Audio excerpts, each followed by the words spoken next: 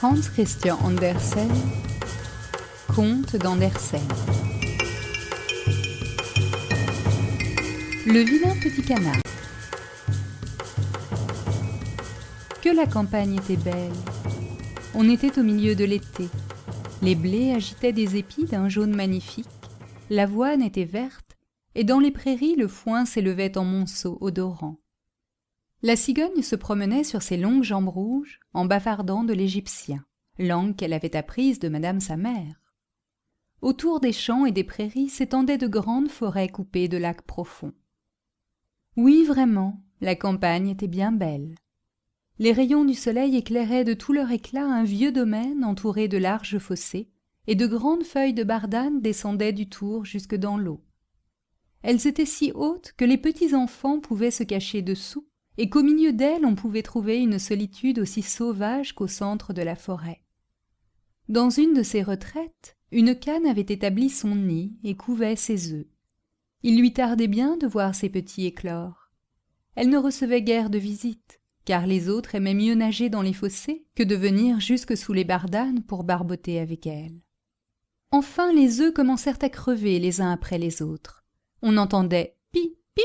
C'étaient les canards qui vivaient et tendaient leur cou au dehors. « Rap, rap » dirent-ils ensuite en faisant tout le bruit qu'ils pouvaient. Ils regardaient de tous côtés sous les feuilles vertes, et la mère les laissa faire, car le vert réjouit les yeux. « Que le monde est grand !» dirent les petits nouveau-nés à l'endroit même où ils se trouvèrent au sortir de leur œuf. « Vous croyez donc que le monde finit là ?» dit la mère. « Oh non, il s'étend bien plus loin, de l'autre côté du jardin, jusque dans les champs du curé, mais je n'y suis jamais allée. »« Êtes-vous tous là ?» continua-t-elle en se levant. « Non, le plus gros œuf n'a pas bougé. »« Dieu, que cela dure longtemps, j'en ai assez !» Et elle se mit à couver, mais d'un air contrarié. « Eh bien, comment cela va-t-il » dit une vieille cane qui était venue lui rendre visite. « Il n'y a plus que celui-là que j'ai toutes les peines du monde à faire crever. Regardez un peu les autres. Ne trouvez-vous pas que ce sont les plus gentils petits canards qu'on ait jamais vus? Ils ressemblent tous d'une manière étonnante à leur père, mais le coquin ne vient pas même me voir. »« Montrez-moi un peu cet œuf qui ne veut pas crever, » dit la vieille. « Ah, vous pouvez me croire, c'est un œuf de dinde. Moi aussi j'ai été trompée une fois comme vous, et j'ai eu toute la peine possible avec le petit, car tous ces êtres-là ont affreusement peur de l'eau. Je ne pouvais parvenir à l'y faire entrer. J'avais beau le happer et barboter devant lui, rien n'y faisait. Que je le regarde encore. Oui, c'est bien certainement un œuf de dinde. Laissez-le là, et apprenez plutôt aux autres enfants à nager. Non, puisque j'ai déjà perdu tant de temps, je puis bien rester à couver un jour ou deux de plus, répondit la cane. Comme vous voudrez, répliqua la vieille, et elle s'en alla. Enfin le gros œuf creva. Puis, pip, fit le petit, et il sortit.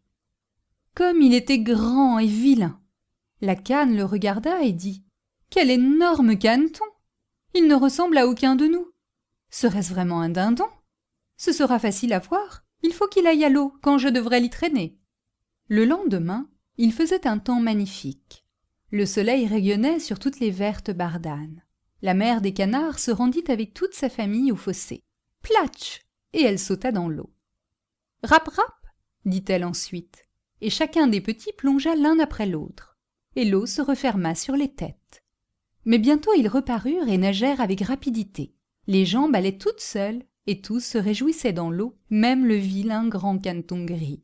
« Ce n'est pas un dindon, » dit-elle. « Comme il se sert habilement de ses jambes, et comme il se tient droit. C'est mon enfant aussi. Il n'est pas si laid, lorsqu'on le regarde de près. Rap, rap, venez maintenant avec moi. Je vais vous faire votre entrée dans le monde et vous présenter dans la cour des canards. Seulement ne vous éloignez pas de moi pour qu'on ne marche pas sur vous et prenez bien garde aux chats. » Ils entrèrent tous dans la cour des canards. Quel bruit on y faisait! 2 familles s'y disputaient une tête d'anguille et à la fin ce fut le chat qui l'emporta. « Vous voyez comme les choses se passent dans le monde, » dit la cane en aiguisant son bec, car elle aussi aurait bien voulu avoir la tête d'anguille. « Maintenant, remuez les jambes, » continua-t-elle. Tenez-vous bien ensemble et saluez le vieux canard là-bas. C'est le plus distingué de tous ceux qui se trouvent ici. Il est de race espagnole, c'est pour cela qu'il est si gros. Et remarquez bien ce ruban rouge autour de sa jambe. C'est quelque chose de magnifique et la plus grande distinction qu'on puisse accorder à un canard. Cela signifie qu'on ne veut pas le perdre et qu'il doit être remarqué par les animaux comme par les hommes. Allons, tenez-vous bien. Non, ne mettez pas les pieds en dedans. Un caneton bien élevé écarte les pieds avec soin. Regardez comme je les mets en dehors. Inclinez-vous et dites « rap ». Ils obéirent, et les autres canards qui les entouraient les regardaient et disaient tout haut « Voyez un peu, en voilà encore d'autres, comme si nous n'étions pas déjà assez. Fi, fi donc, qu'est-ce que ce canet-là? Nous n'en voulons pas. » Et aussitôt un grand canard vola de son côté, se jeta sur lui et le mordit au cou. « Laissez-le donc, » dit la mère. « Il ne fait de mal à personne. »« D'accord, mais il est si grand et si drôle, » dit l'agresseur, « qu'il a besoin d'être battu. »« Vous avez là de beaux enfants, la mère, » dit le vieux canard au ruban rouge. « Ils sont tous gentils, excepté celui-là. Il n'est pas bienvenu. Je voudrais que vous puissiez le refaire. »« C'est impossible, » dit la mère Cane. « Il n'est pas beau, c'est vrai, mais il a un si bon caractère, et il nage dans la perfection. Oui, j'oserais même dire mieux que tous les autres.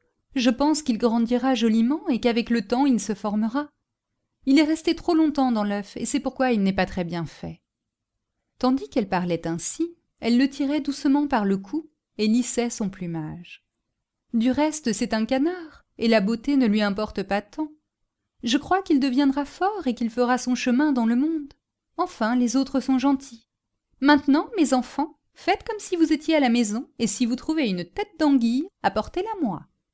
Et ils firent comme s'ils étaient à la maison. Mais le pauvre canet qui était sorti du dernier œuf fut, pour sa laideur, mordu, poussé et bafoué, non seulement par les canards, mais aussi par les poulets. « Il est trop grand, » disaient-ils tous, et le coq d'Inde, qui était venu au monde avec des éperons et qui se croyait empereur, se gonfla comme un bâtiment, toute voile dehors, et marcha droit sur lui en grande fureur et rouge jusqu'aux yeux. Le pauvre canet ne savait s'il devait s'arrêter ou marcher. Il eut bien du chagrin d'être si laid et d'être bafoué par tous les canards de la cour. Voilà ce qui se passa dès le premier jour, et les choses allèrent toujours de pis en pis. Le pauvre canet fut chassé de partout.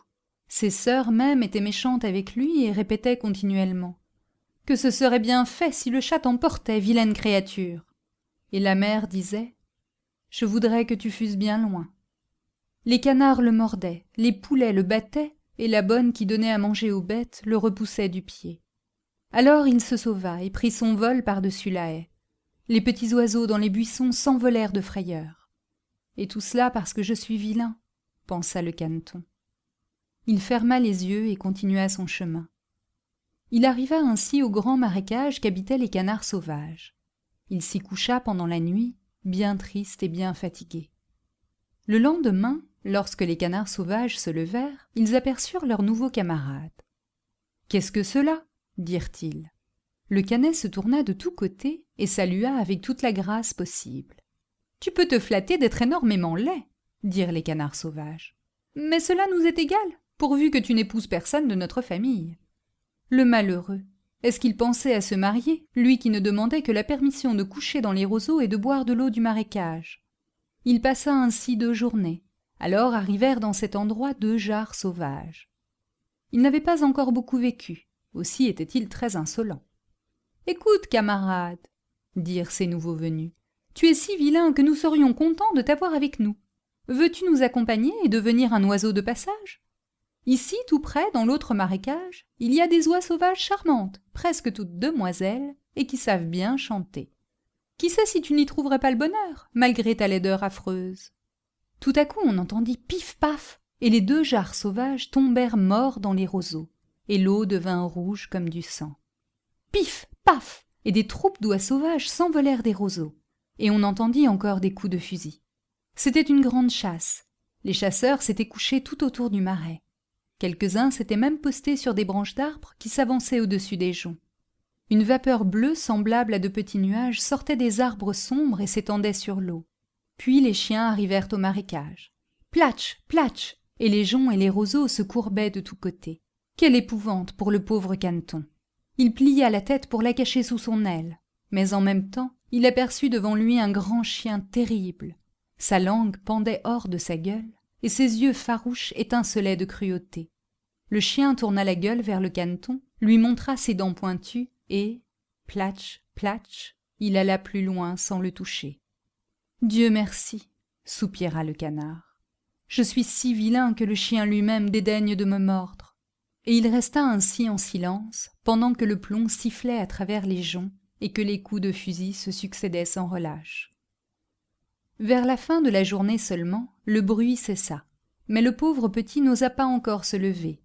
Il attendit quelques heures, regarda autour de lui, et se sauva du marais aussi vite qu'il put. Il passa au-dessus des champs et des prairies, une tempête furieuse l'empêcha d'avancer. Sur le soir, il arriva à une misérable cabane de paysans, si vieille et si ruinée qu'elle ne savait pas de quel côté tomber. Aussi restait-elle debout. La tempête soufflait si fort autour du caneton qu'il fut obligé de s'arrêter et de s'accrocher à la cabane. Tout allait de mal en pis. Alors il remarqua qu'une porte avait quitté ses gonds et lui permettait, par une petite ouverture, de pénétrer dans l'intérieur. C'est ce qu'il fit. Là demeurait une vieille femme avec son matou et avec sa poule. Et le matou, qu'elle appelait son petit-fils, savait arrondir le dos et filer son rouet. Il savait même lancer des étincelles, pourvu qu'on lui frottât convenablement le dos à rebrousse-poil. La poule avait des jambes fort courtes, ce qui lui avait valu le nom de courte jambe. Elle pondait des œufs excellents, et la bonne femme l'aimait comme une fille. Le lendemain, on s'aperçut de la présence du caneton étranger. Le matou commença à gronder, et la poule à glousser. « Qu'y a-t-il » dit la femme en regardant autour d'elle. Mais comme elle avait la vue basse, elle crut que c'était une grosse canne qui s'était égarée. « Voilà une bonne prise » dit-elle. « J'aurai maintenant des œufs de canne, pourvu que ce ne soit pas un canard. Enfin, nous verrons. » Elle attendit pendant 3 semaines, mais les œufs ne vinrent pas. Dans cette maison, le matou était le maître et la poule la maîtresse. Aussi ils avaient l'habitude de dire « nous et le monde », car ils croyaient faire à eux deux seuls la moitié et même la meilleure moitié du monde. Le caneton se permit de penser que l'on pouvait avoir un autre avis, mais cela fâcha la poule. « Sais-tu pondre des œufs » demanda-t-elle. « Non. »« Eh bien, alors tu auras la bonté de te taire. » Le matou le questionna à son tour. « Sais-tu faire le gros dos ? Sais-tu filer ton rouet et faire jaillir des étincelles ? » « Non. »« Alors tu n'as pas le droit d'exprimer une opinion quand les gens raisonnables causent ensemble. » Et le caneton se coucha tristement dans un coin. Mais tout à coup un air vif et la lumière du soleil pénétrèrent dans la chambre, et cela lui donna une si grande envie de nager dans l'eau qu'il ne put s'empêcher d'en parler à la poule. « Qu'est-ce donc » dit-elle. « Tu n'as rien à faire, et voilà qu'il te prend des fantaisies. Ponds des œufs ou fais ronron, et ces caprices te passeront. » « C'est pourtant bien joli de nager sur l'eau, » dit le petit canard. « Quel bonheur de la sentir se refermer sur sa tête et de plonger jusqu'au fond. »« Ce doit être un grand plaisir, en effet, » répondit la poule. « Je crois que tu es devenu fou. Demande un peu à Minet, qui est l'être le plus raisonnable que je connaisse, s'il aime à nager ou à plonger dans l'eau. Demande même à notre vieille maîtresse. Personne dans le monde n'est plus expérimenté. Crois-tu qu'elle ait envie de nager et de sentir l'eau se refermer sur sa tête ? Vous ne me comprenez pas. Nous ne te comprenons pas, mais qui te comprendrait donc ? Te croirais-tu plus instruit que Minet, notre maîtresse ? Je ne veux pas parler de moi. Ne t'en fais pas à croire, enfant, mais remercie plutôt le Créateur de tout le bien dont il t'a comblé. Tu es arrivé dans une chambre bien chaude, tu as trouvé une société dont tu pourrais profiter, et tu te mets à raisonner jusqu'à te rendre insupportable. Ce n'est vraiment pas un plaisir de vivre avec toi. Crois-moi, je te veux du bien. Je te dis sans doute des choses désagréables, mais c'est à cela que l'on reconnaît ses véritables amis. Suis mes conseils et tâche de pondre des œufs ou de faire ronron. Je crois qu'il me sera plus avantageux de faire mon tour dans le monde, répondit le canard. Comme tu voudras, dit la poule. Et le canard s'en alla nager et se plonger dans l'eau. Mais tous les animaux le méprisèrent à cause de sa laideur. L'automne arriva, les feuilles de la forêt devinrent jaunes et brunes. Le vent les saisit et les fit voltiger. En haut, dans les airs, il faisait bien froid. Des nuages lourds pendaient, chargés de grêle et de neige. Sur la haie, le corbeau croassait tant il était gelé. Rien que d'y penser, on grelottait. Le pauvre caneton n'était, en vérité, pas à son aise. Un soir que le soleil se couchait glorieux, toute une foule de grands oiseaux superbes sortit des buissons. Le canet n'en avait jamais vu de semblables. Ils étaient d'une blancheur éblouissante, ils avaient le cou long et souple. C'étaient des cygnes. Le son de leur voix était tout particulier. Ils étendirent leurs longues ailes éclatantes pour aller loin de cette contrée, chercher dans les pays chauds des lacs toujours ouverts. Ils montaient si haut, que le vilain petit canard en était étrangement affecté. Il tourna dans l'eau comme une roue, il dressa le cou et le tendit en l'air vers les cygnes voyageurs, et poussa un cri si perçant et si singulier qu'il se fit peur à lui-même. Il lui était impossible d'oublier ces oiseaux magnifiques et heureux.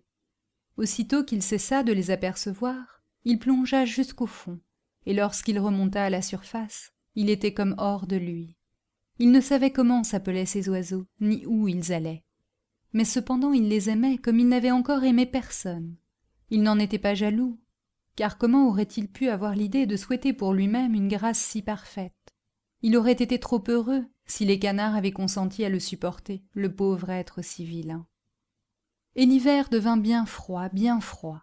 Le caneton nageait toujours à la surface de l'eau pour l'empêcher de se prendre tout à fait. Mais chaque nuit le trou dans lequel il nageait se rétrécissait davantage. Il gelait si fort qu'on entendait la glace craquer. Le canet était obligé d'agiter continuellement les jambes pour que le trou ne se fermât pas autour de lui.